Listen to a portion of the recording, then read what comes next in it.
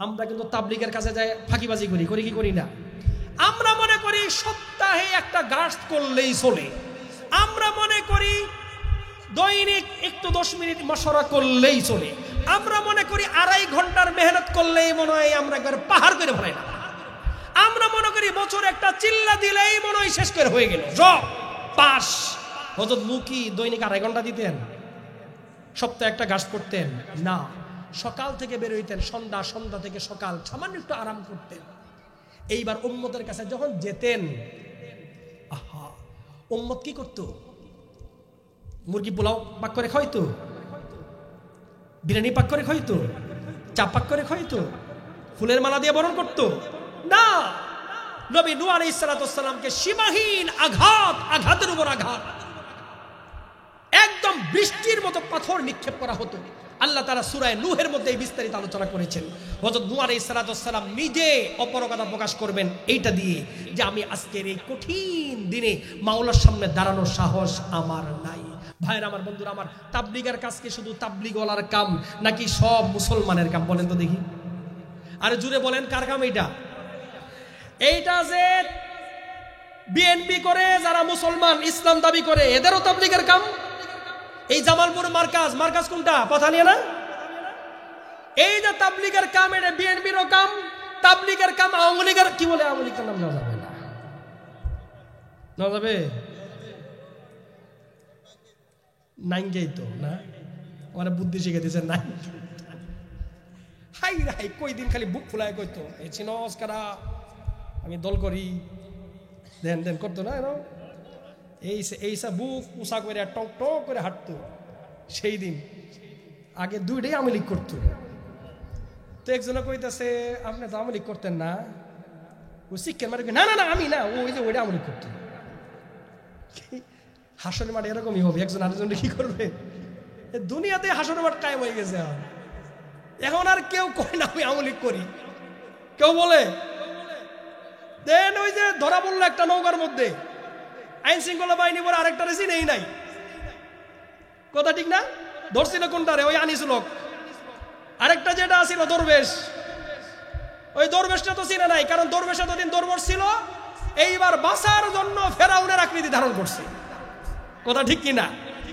সব চাইছে মুইছে একবারে আলু গুঁড়া খাচ্ছে, এমন ভাবে বসা লঙ্গি বইটা চিন্তা করা যায়, ছবিটা দেখে মিলে কিছু জিন্দেগি একবারে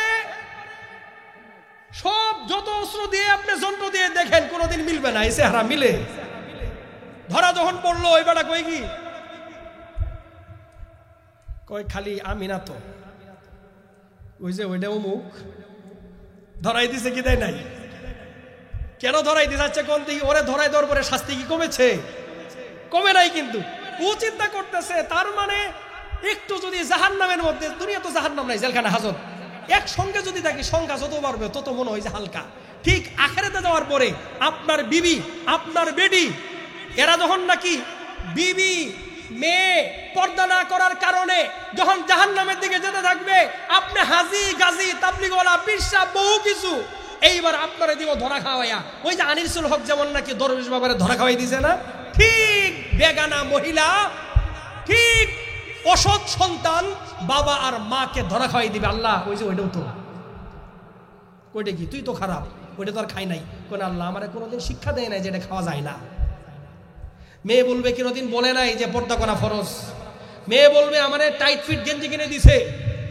আমাদের সমাজে এটি আছে, আছে টাইট প্যান্ট আছে, টাইট প্যান্ট প্যান্ট পরে কি পরে গেঞ্জি পরে। আবার কতটি আছে আশপাশে বসে শুনতেছে ও আছে, এখানে নাই। এরা বলবে কি হুজুর কি লজ্জা টজ্জা নাই নাকি যে মেয়েদের পোশাক নিয়ে কথা কয়?